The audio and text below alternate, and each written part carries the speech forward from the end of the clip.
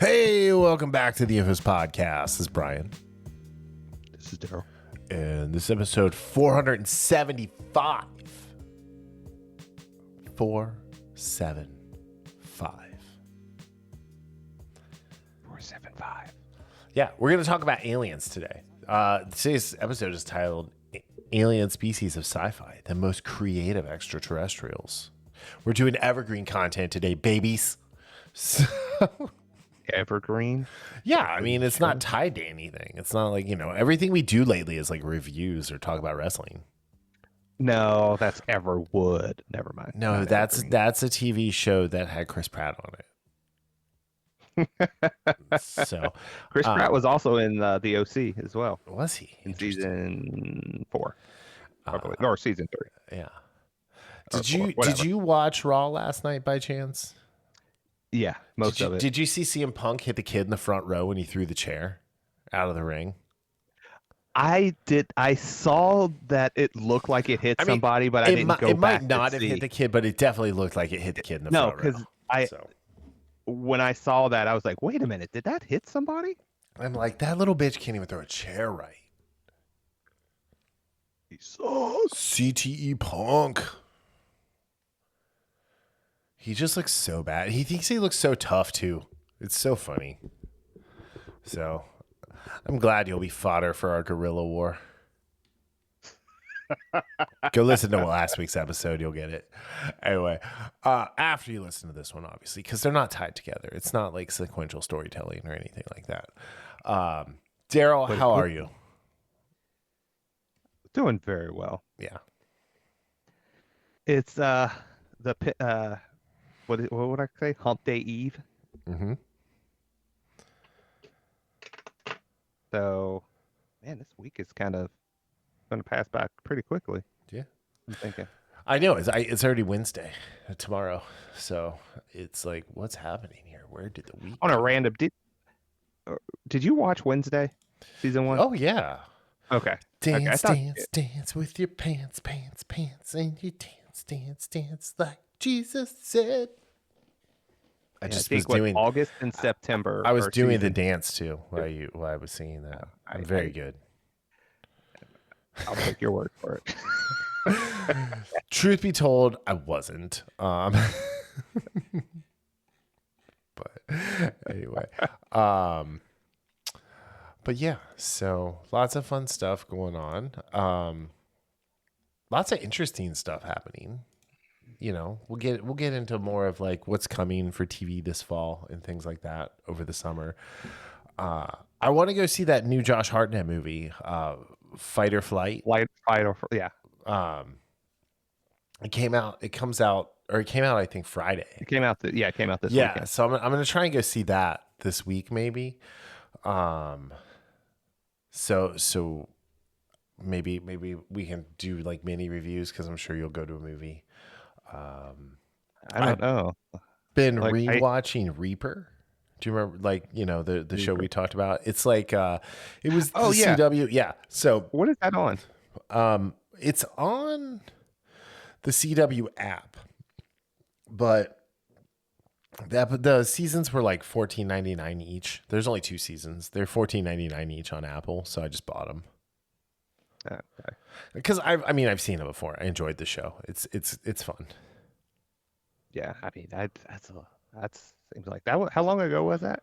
Is that the early 2000s or? Yeah, well, it was the CW, so it was like 2012 maybe. Okay. Okay. So I mean, it's been over 10 years. Okay. There's an easy way to find that out. We have these devices. Well, I mean, go to the expert, the one who bought the 2 seasons for $14.99, who's enjoyed them. Yeah, I don't remember. 2007 to 2009. So, but it's got Ray Wise as the devil. He's awesome. So, anyway, all right. Shall we begin? Yes, Con. I was going for Crixus there, but anyway. All right. So here was the assignment. we each had to pick a number of extraterrestrial species from books, movies, TV shows, whatever. And then we talk about like we did deep dives into them, and we're not going to like read like bullet by bullet of who and what they are, but we do have some information, and we're going to talk about why we liked them, what made them so creative, and then go from there. That sounds like a plan. So why don't you kick it off? Because the first one you have on your list, I have not read the book nor seen the movie. Oh, so it's funny, I was going to go with another one, but this is actually okay. perfect. Yeah. So Arrival from Denny V. It's honestly one of my favorite movies. One of my favorite sci-fi movies. I mean, I think it's a brilliantly done movie.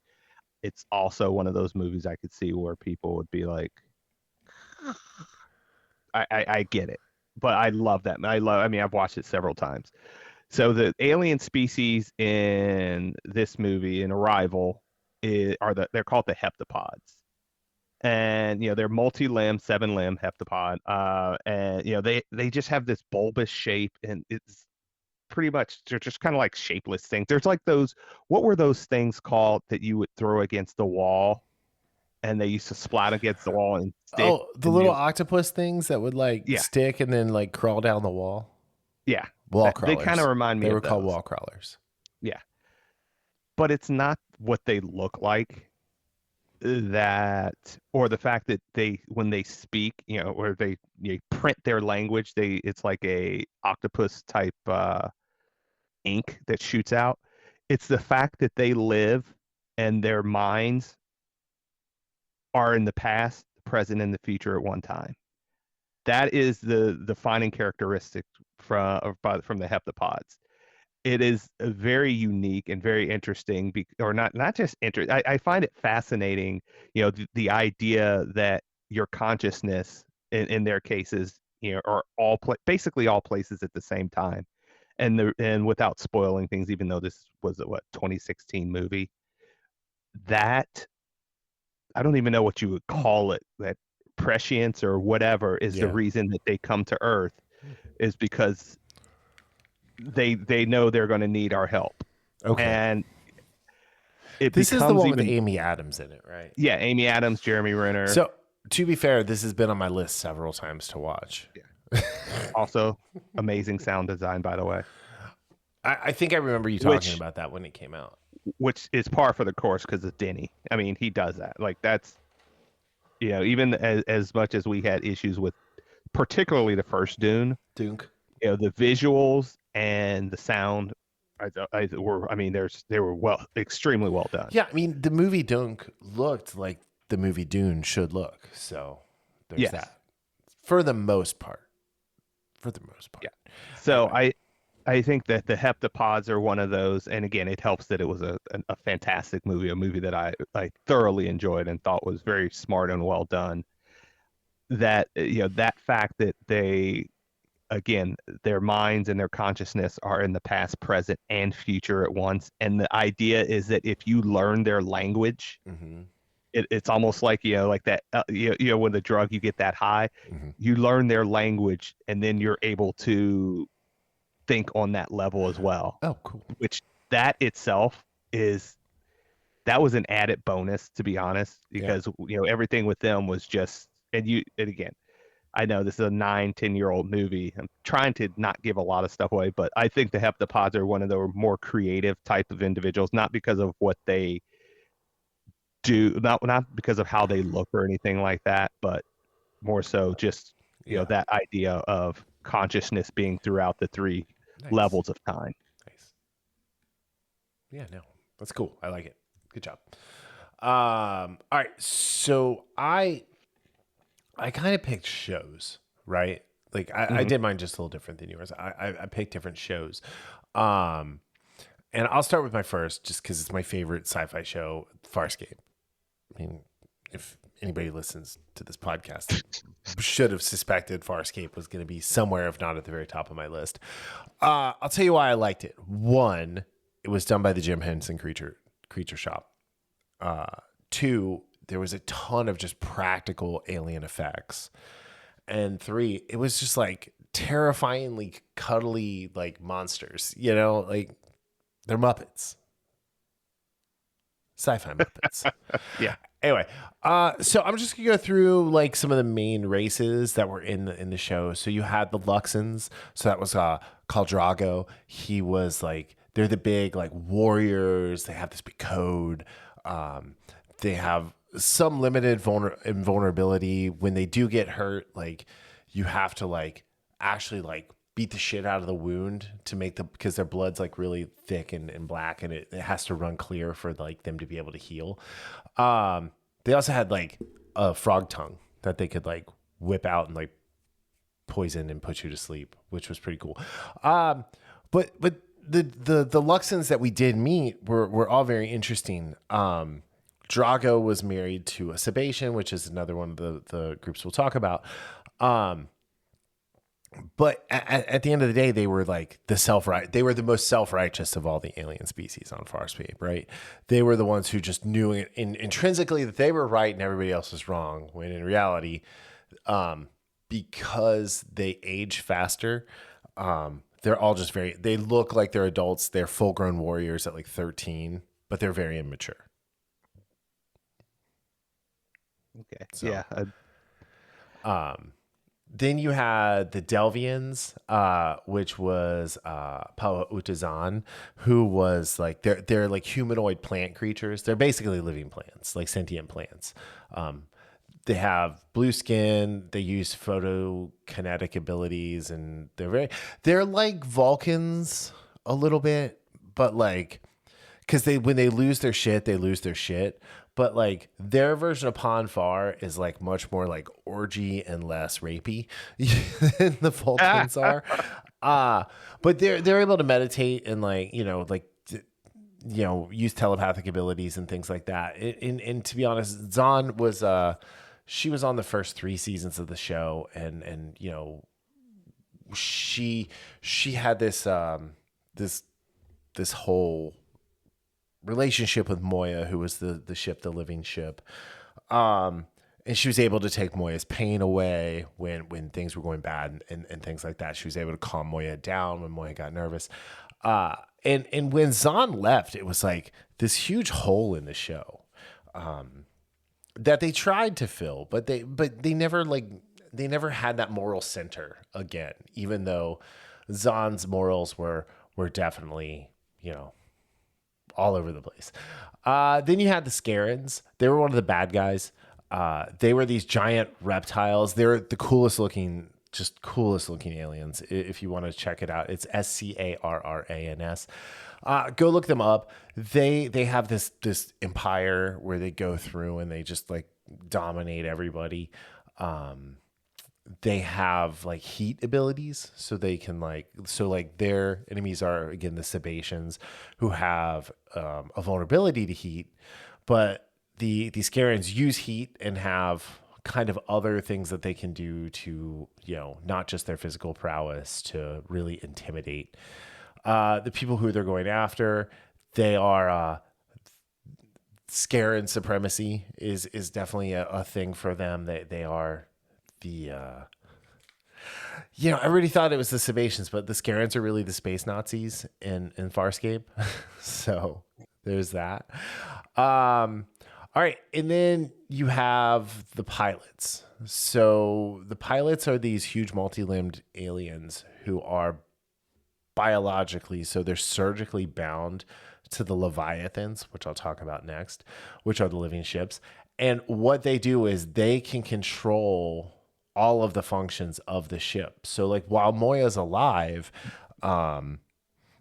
she's very limited in what she can do. Like she can fly through space, she can float through space, she can use defensive measures, but like in order to like pilot her around things or like land her on a planet, like you need the pilot there. The pilot also is responsible for like keeping all the crew alive and all of that with like life support and the different things and controlling the DRDs, which are the little mouse robots that run around.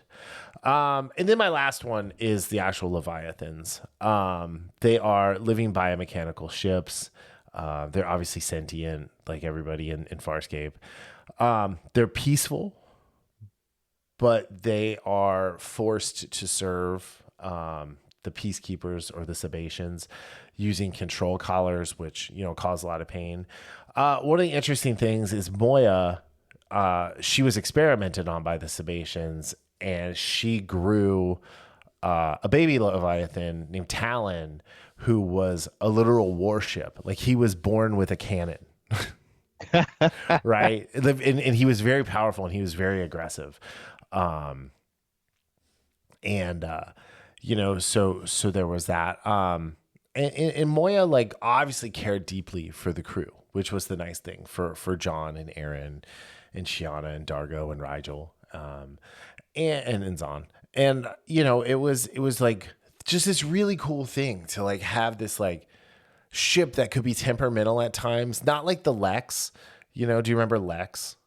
Yes. So the Lex was L-E-X. like a super temperamental ship. It was also alive, but it wasn't like this.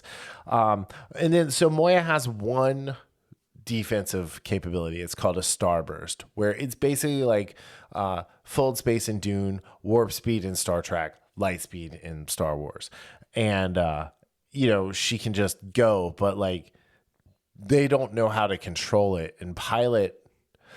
I'm not going to spoil why the pilot can't necessarily control the like where the starburst goes, but like they don't always know where they're going to come out, which I thought was pretty cool. That's a nice little twist. Like Well, you're escaping, but I could yeah, technically go into an even more dangerous situation. and they Or did constantly. Like there's literally an episode called "Out of the Frying Pan and the Fire." So there's also like the Sebaceans who are human like. And there's a few other races and things like that. I kind of like all the humanoid races were essentially the same, just various shades of pink, blue, and orange, you know? So anyway, but yeah, but like all of this, like Pilot was a giant puppet. Rigel, who was a Hynerian, he was a little puppet that was like a Yoda like puppet. He was really cool.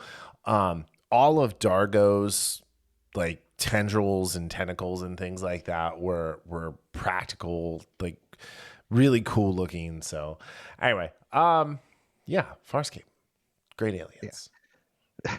So I'll do because you had a lot. I'm going to do two that Okay. I don't have a lot to say about, but they're very well known, Hmm. or a couple. Like the first one are the Na'vi from the James Cameron Avatar movies. I am not familiar with the Navi. The Na'vi, the blue guys. I've never seen the movie. You had to have seen I've, commercials. I've never seen Avatar. Well, it doesn't matter if you've seen the Na'vi. If you've been to a movie when it was coming out, you've seen the trailer. Stop. I know who they are, but I don't know Yeah. anything about them. I don't know, Yeah. like I know who the Navi are, but I'm not familiar with the Navi. Yeah. So they're about 10 feet tall, extremely athletic. They'd be killer at basketball. Uh, You think they'd flop like LeBron? I don't even know if they could breathe Earth's atmosphere because their atmosphere is something weird. I don't know.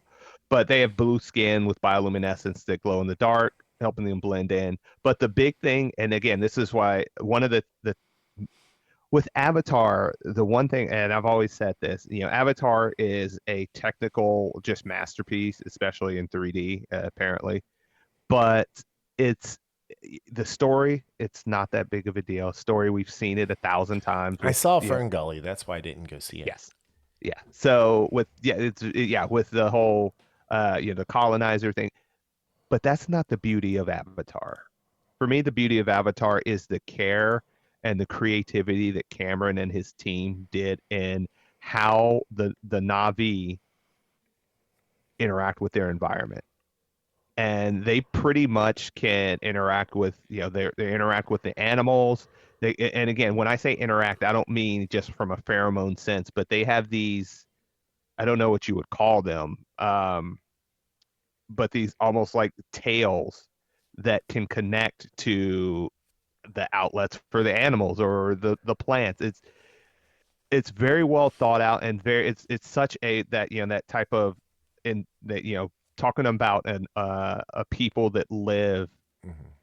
in harmony with their environment because they have to. And that's the biggest thing with the Navi is I've always thought that Avatar, the creativity behind the world of Avatar, is far more interesting to me than the actual story going on in Mhm. Avatar.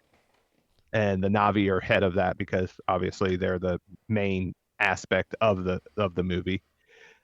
From there, I will go with another one that every most people know are the Xenomorphs from the Alien franchise. Why? Because their metallic looking skin, all they do is want to kill. And oh, by the way, they have acid for blood. I mean, Yeah. oh, oh, kind of don't forget they have a second mouth that can just jut out and get you. Yeah. Such a creative way to the whole acid for blood thing was just the topping on icing on a death cake with these guys. Again, if you want to go back, I mean, yes, we've had an up and down with the Alien franchise Right. over the years. Right. Alien Romulus, what last year was a surprise to I think to both of us. I didn't expect much from it, and I enjoyed it. But again, it's the idea of these things that they're brutal, but sometimes you see how smart they can be. Especially we're looking at you aliens when they're coming through the cutting the power and all that. But yeah, the Mhm. idea of acidic blood, the tail that can be used, their inner jaws, along, and just the exoskeleton, which small arm fire is not going to take it out, as we saw again in Aliens, unless it's up close and personal. Mhm. So the Xenomorphs are perfect, that perfect antagonist because they're not villains in the sense in the truest sense of the word, but they are antagonists because they're not quite mindless, but they're animalistic. And Mhm. it's such a fascinating thing. Yeah, I was just looking back at some of the stuff, some of these older movies where you have and you have practical effects and what they used to do with practical effects and Alien franchise is top of that list of how good practical effects can be with the right creativity behind it. Mhm. Yeah. Nice. I mean, I love Alien. I love Yeah. Xenomorphs. They're great. You know, even Spaceballs took a crack at Xenomorphs. So Oh, hello, my baby. hello, Hello, hello, my my heart. darling. Hello, my ragtime gal. All right. So my next one, I went Star Wars Expanded Universe, and I picked the Uzon EU. Vong.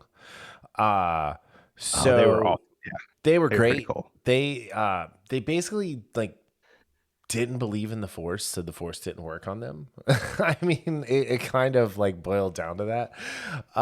They're actually immune to the Force, so the Jedi can't sense them. And when they came into the known universe, like the Force went into a major upheaval. They use only organic technology, which I thought was funny because the Force doesn't work on inorganics. You would think it would have worked on their technology, but it didn't. Yeah. They hate droids. They hate mechanical technology. Um, they genetically engineer everything from weapons to ships to tools. And they are like the Jedi in a way because they're super religious and fanatical, and they have a caste system that they follow. So their caste system in order is they have the supreme overlord, who's the absolute ruler of their species. They have the warrior caste, who are the soldiers who follow a strict code of honor. The priest caste, the religious leaders who interpret the will of their gods. The Shaper cast, these are scientists, so they do all the bioengineering of their technology and weapons. The in, Intendant class, which is the bureaucrats and administrators. And then finally the worker caste, which is the lowest ranking, just laborers, slaves, things along that line. But their whole culture from top to bottom revolves around pain, sacrifice, and their zeal for their religion. They believe their gods have commanded them to conquer and purify the galaxy. I just, they were such an interesting group of villains for Star Wars because it was so different, so different than anything that we saw. there was the Uzon War, which was 25 to 29 after the Battle of Yavin, which I really think it's funny that they started that as the calendar. Anyway, um, Yeah. they invade the New Republic, launching a brutal war. They capture and terraform a bunch of planets. They turn Coruscant into a massive Uzon ecosystem. So the Jedi, New Republic, and remnants of the Empire have to come together to fight. Um, Obviously the war ends at some point. I'm not gonna reveal the end there, but after their defeat, they relocate to a living planet within the known universe. But like I said, they're unique because they don't use the Force. They're immune to the Force. Their technology is biology. They push the Jedi to their absolute limits. So without the ability to sense them in the Force, like traditional Jedi bullshit just didn't work. And they're brutal. They have a disregard for machines, and they're unlike anything that we saw as a major villain in Star Wars. But yeah, I mean, they were a major part of Legends. They've yet to be seen in the Disney canon, which I'm actually happy for because I'm sure Disney would try to Oh, make God, it some no. sort of like gay shit. So, I don't trust Disney with anything, oh really, no. especially So, something that was well done. yeah. All right. What do you got next? You got three left. I got one left. Yeah, so So, yeah. I'm gonna combine two of them because they're from the same world, Mm, or the same property, and that's Species 8472, which is a Star Trek Voyager species, mhm, which is kind of fun. It's funny. It's a nice little comparison back to back with the Yuzvong, mhm. because Species 8472, unlike any of the other species in the Star Trek world, the Borg cannot assimilate them. Yeah. So they're triped beings. They're non-humanoid looking. So a lot of times in these shows and these movies, we get pretty much humanoid looking creatures for obvious reasons, especially when you're talking about live action. But they originate from a dimension called the fluidic space, accessible through quantum singularities, and the Borg tried to conquer them, and well, didn't go well for the Borg. And it's interesting, or not interesting, but there is a peace treaty, I guess, that Janeway you know develops between them, but it's the idea that these creatures are immune to assimilation from the Mhm. Borg, which is Kind of the only thing the board has. Borg yeah, has. because again, going back to what you were just talking about, the species 8472 has highly developed biology and organic technology, and making them technically superior to the Borg. Because I recall when the episode when they appear, and the Borg are the Borg are kind of pretty much running for their lives from these things. They do communicate telepathically. The name, we again species 8472 because that's what the Borg calls them. I think that's more interesting, and that's cooler than any name we could give them. But you don't see them much. I mean, you saw them in Star Trek. Yeah. Yeah, again, Star Trek Voyager. But as far as I know, again, they might have been in books and they might have been in some of the novels or the comics. But that was my experience with them. And again, it's just a unique species where you have this apex predator in the Borg, and then you kind of like with Star Trek or Star Wars, but you have this apex predator, and then you have a antagonist that invalidates everything that they're powerful at. Mhm. So again, species 8472, they're not in Star Trek much, Mhm. but if you want to see them, it is Star Trek Voyager. I believe it's in the later seasons. I'm not sure exactly when, but it's not in the first few seasons. And staying with Star Trek, we talk about this species. You can't go anywhere without the Borg.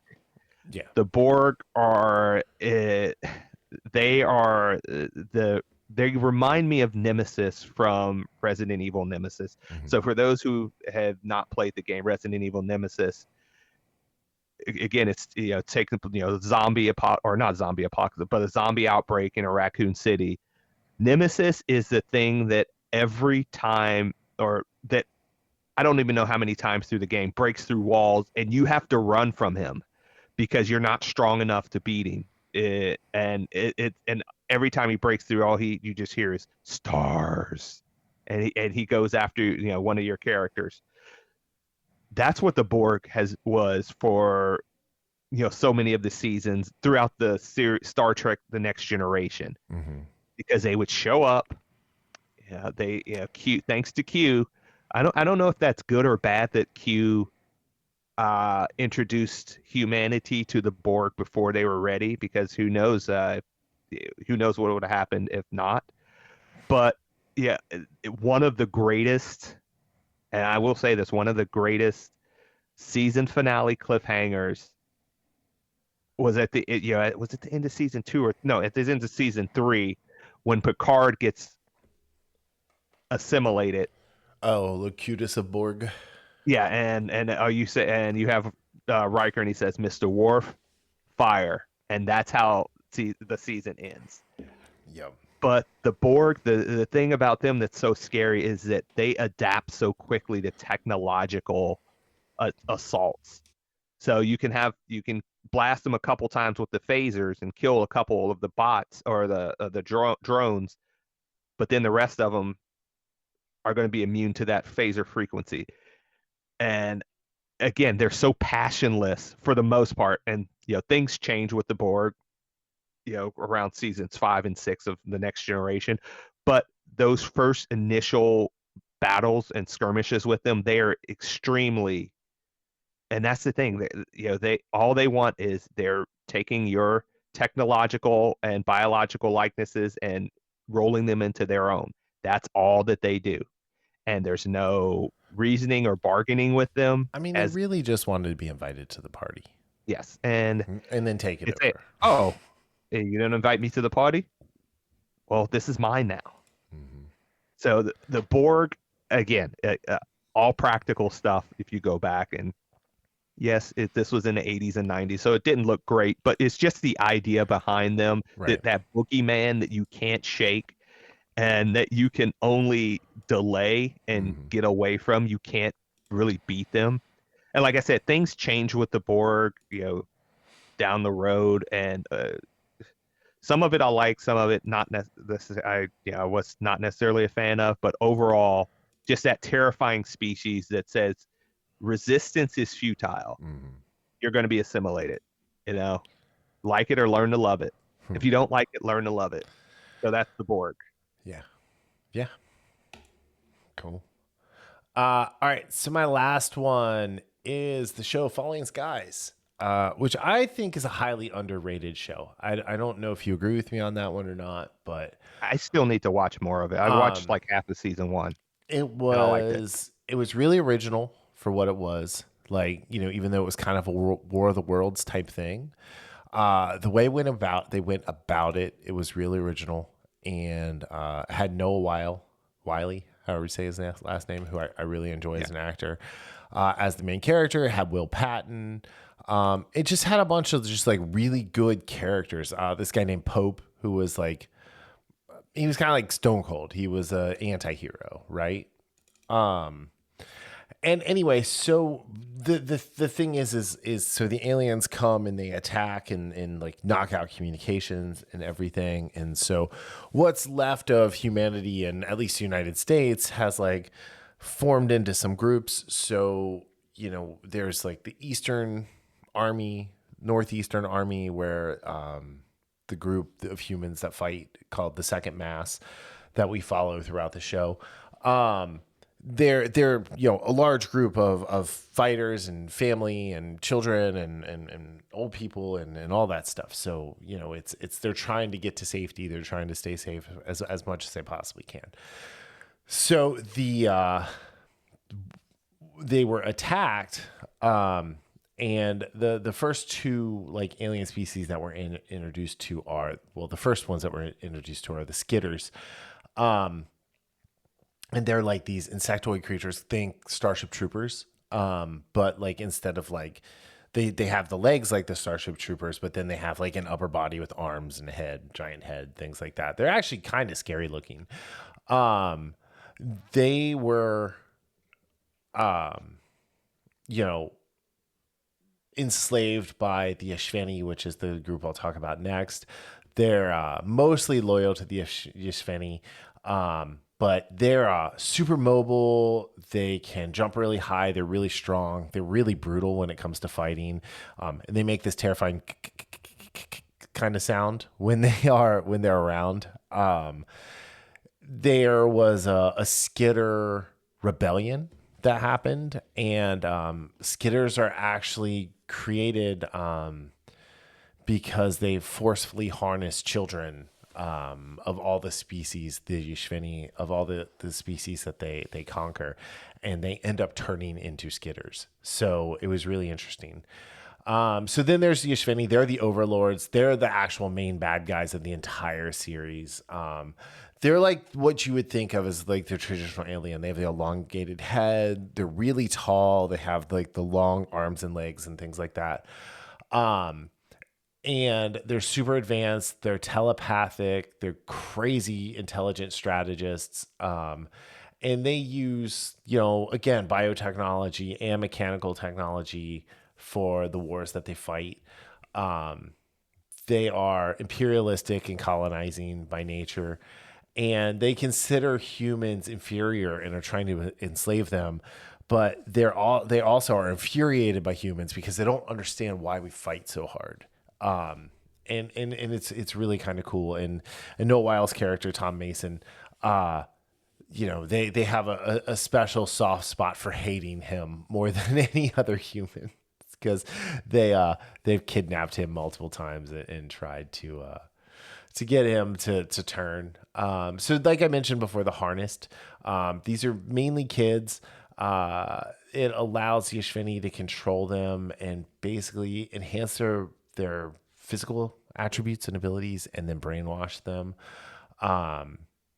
And it will transform them into, like I said, the Skitters eventually. And then you have like some of the kids get partially freed from the harnesses, which was a really cool thing. So like they're able to get the harness off, but they still have the little like barbed spikes in their back, and they get to hang on to some of their abilities that they had when they were harnessed. I thought that was very like Dark Angel. Do you remember Dark Angel? Yeah. Oh yeah. So like the skill set that those kids had were very similar to like the kids in Dark Angel. Like it was very similar to their skill set. Like they could see better, they could fight better, they were faster, they were, it was pretty cool. And then there were actually some good aliens that helped. They were known as the Volm. They were another humanoid species. Doug Jones played the main Volm character that we interacted with the most on the show, named Cochise. I thought that was really cool because Doug Jones is an awesome, creature actor. Yeah. He was Abe Sapien in Hellboy. In the Lady Who Slept with the Fish movie that won the Oscar, he was the fish guy. But yes, he's been in a ton of stuff. Anyway, you would know him if you saw him. So, but the Volm, all their stuff is energy based, like pulse weapons and things like that. They've been at war with the Ishveni for years, and they are trying to help liberate Earth, but they also have their own agenda too, which was interesting. Especially near the end, they would abandon humans, then come back when we needed them, and then abandon humans again. It was comical almost. And then the last one is it's called the Ancient Enemy, the Dorina. They were introduced in like the last 4 or 6 episodes of the series. They're an aquatic based species that use telepathy and things like that. They were the original victims of the Ishveni. They try to help Tom with everything to give him the knowledge to defeat like the Yashvini Queen.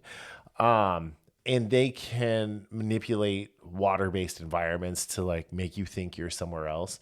Like the Dorina, she took Tom's like dead wife's form. And she like tried to convince him that the war was over at one point. And it was just really, it was really kind of interesting. So yeah, so just kind of wrapping this up, like the Yashveni, they're like classic conquerors if you think of them that way. The Yuzan Vong, the Scarens, they're your space Nazis with, biotechnology. The Skitters, like while they're bad, they're super tragic because of what they come from. And yeah, like all of these shows have like themes of resistance, survival, moral ambiguity. And this is why I liked all of these alien species. And why they're all creative. They're all different from anything you see in other parts of the sci-fi, sphere. I really need to go back and finish that show. I mean, again, it's not It's on that Max. I was going to ask you where it was, but So yeah, it's one of those shows that, I mean, I've watched it and I think I remember I actually watched parts of it, or the first few episodes. I don't know, if 6 or 7 when it was, when it first premiered.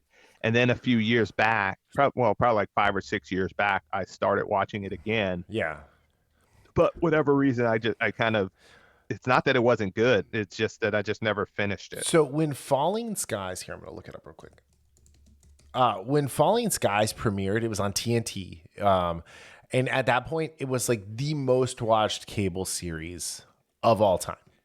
Like people were just like tuning in mass. Let me get to the episodes and it'll tell me the viewership.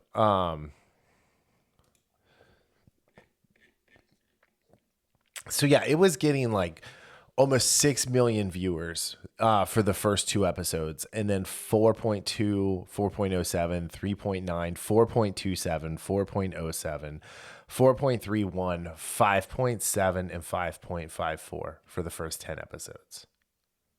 So it dipped. The lowest it dipped was 3.9, so just under 4, right?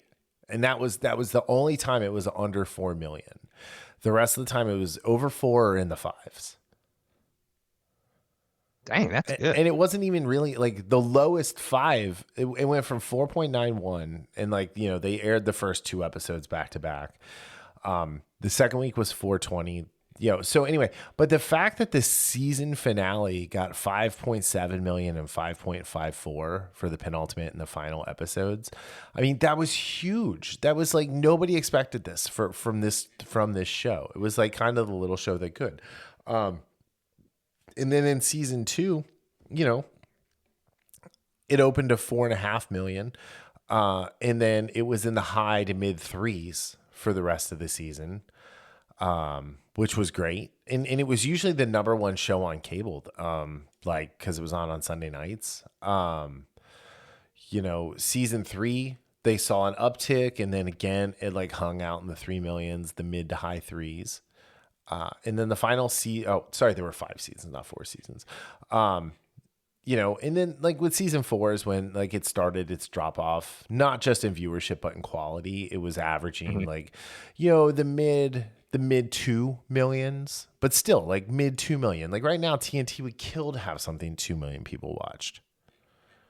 That wasn't basketball.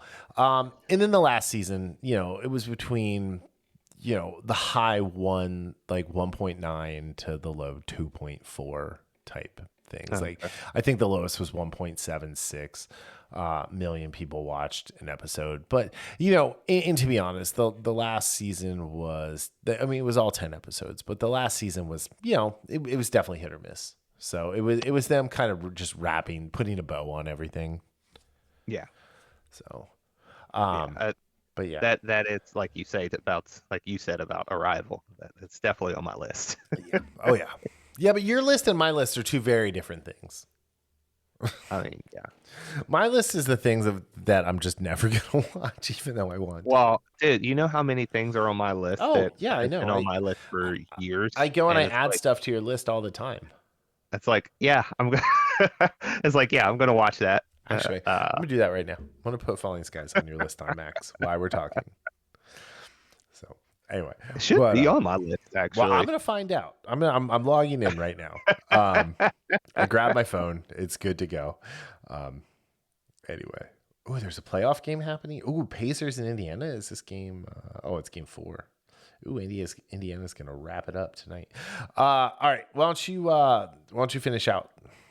Yeah, so I on the list I didn't add all of them, but similar to what you were doing, I went and for their so Kevin J. Anderson, he actually did some of the EU books in Star Wars, but he had a series called The Saga of the Seven Suns, and again, it took place across this huge galaxy or whatnot. But there were four elemental species in that series that humanity just happens to run into, and it shows that wow, we are kind of outclassed. And the first one that they run into are called hydrogues, and they are they control as it says they are found within gas giants, like in the center of gas giants, and that's their environment. And they have these circular, or not circular but spherical shells that are, because of the pressure of these gas giants, are very difficult to get through, to penetrate. Well, if you thought that was bad, then you have the pharaohs who live in the center of suns, and they're like a fire plasma species. From there, you have wintles, which that they're more like the water species, and they're an oceanic planet, and they're actually like the first two are very warlike and very hostile towards humanity, even though they themselves are at odds with each other. And then you come across more benevolent species. So you have the wintles who have a somewhat of a symbiotic relationship with the fourth and final elemental, which are the Verdani, who are almost like plant or tree type rocket ships. And you have all these, and again, this is over 7 books, and you have these, they're introduced in various stages, and then you see that these species have met each other before. It's almost like a celestial in the left corner of the galaxy, and had history with another celestial, and on the opposite end of the galaxy. And it was I found it was, especially back when this was written. So this was written, I believe, in the 90s, maybe early 2000s. And I hadn't read anything quite like this, in the sense of having these species. And this was when I was getting out of just reading Star Trek and Star Wars. So this was one of those first big series I read. Another Yeah. one was like Peter F. Hamilton's, his massive series. But it was so cool, like knowing it, again, very similar to how we were talking about the Borg, in the sense like some of these hydros, and especially the hydros and pharaohs, yes, they're intelligent, but they're extremely aggressive, and good luck trying to talk to them. Mhm. While you have, like I said, the wintles and the Verdani, who actually helped humanity in this battle against the hydrogues and the pharaohs. And again, these weren't the only aliens in there. There were, other humanoid type aliens as well. However, these were the four that stood out just because of how different they were, in the sense of, from a physical standpoint, and as well as their abilities. Mhm. Nice, nice. I have a whole new appreciation for Kevin J. Anderson after reading all 19 Dune books since January. How many of those did he write? Him and Brian wrote 13 of the Oh, okay. 19. So, Oh wow, I did not know he was that involved in that. yeah. Um, but I definitely want to, I'm going to check out this Saga of the Seven Sons. I'm pulling it up on Audible right now. Yeah. Yeah, and there are some, very bad stuff that happens in that, in this Mhm. book. with one of the main characters. Because like I said, there's other humanoid races, and the idea of one of the humanoid races was trying to basically breed an individual who would be able to kind of control or at least connect with like the hydros and Hmm. pharaohs. And the way they do that is they have breeding camps with women who did not sign up for it. So Oh, well, yeah, that's not good. it's pretty brutal. So So interesting. Yeah. Just side note, I started finally reading Red Rising. I thought you read that. No, I started it and I listened to it for like 10 minutes and then like put it down. But Oh, okay. I'm on chapter 13. So Okay, I will say that book is, well, as you're, I don't know how where you're at in um, 13, but it's he's just gone. Darryl has just gone, which is why you like the book. Um, Darryl has just gone through and gotten his modifications to look like a okay. gold. So Okay. So I will say, like, even after I think I've reread that series 3 times, and I'll probably do it again when the final that's book comes out. Like, either is it next year maybe? uh, But like, for me, that's the weakest book, even though I still like it. the first one is the weakest. Interesting. To me, it is Yeah. because so much stuff. Because again, this what happens in book one, you'll be like, oh, I've seen this happen before in this movie or this book series. And again, not that it's bad. It's not bad. I don't think it's bad. I mean, I know some people say, think it's bad, or some people love it, but things expand rapidly, as you get away from book one. And it's like it's chaos. I'll just put it that way. And Mhm. some of the stuff that happens, it's like really it's really incredible, really sad. Just I really like that series. I'll just leave it. I really like that series. Yeah. Nice. Cool. All right. You had one last one on here. Yeah, I wasn't gonna go with Oh, that okay. one. Yeah, that's fine. Like, I think because I added two from the Saga of the Seven Sons that weren't initially on here, that uh and I think it ties it up with a bow pretty well with how the way you did it in using shows and Hmm. just the alien species in those shows. Yeah.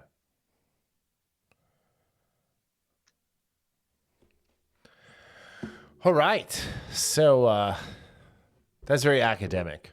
It's way less snarky than we usually are.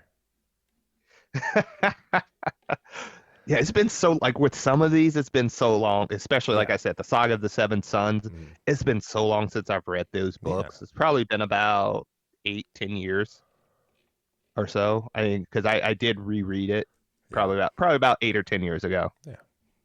So, but yeah, and again, I know there are so many more that we have. Yeah, there's so many more we could have picked from, and there are probably others that we don't even know about, or we know a little bit about, and just. But these, as far as for me, these are the ones that like really stuck out in my mind. Yeah. When because again, this was something that we talked about. What was it? The beginning of the year, January, and Yeah, kind it of was in got. January. I have like 25 other like things that like this that we need to like kind of do deep dives on anyway. So, and Yeah. we still need to do our true crime episode about how Disney killed Marvel and how Disney killed Star Wars. Like, you know, it was a cold night. Darthleen Kennedy.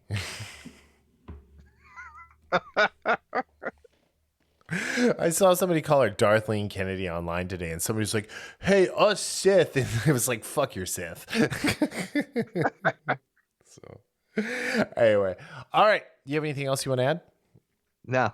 No, that was a good one. All right. I hope you all enjoyed this. If you want us to do more like deep divey things like this, let us know. Um, check out our post that we do on Instagram. We have a cool new like art style that I've been messing with. So definitely some feedback on that would be cool. And yeah, any last words? Watch out for the aliens. Yeah, about that.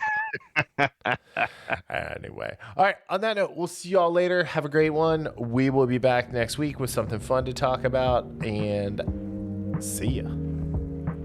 Peace.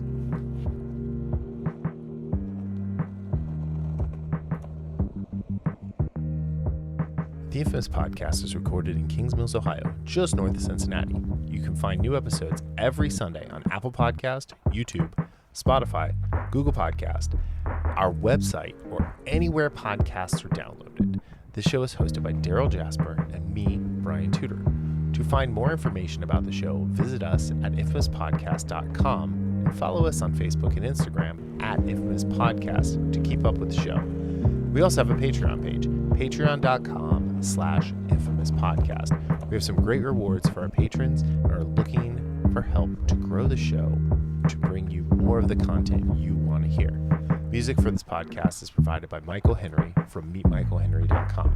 So, whenever you're listening to us, have a great day, night, evening, weekend, whenever it is, and we'll see you next time. Thanks for listening.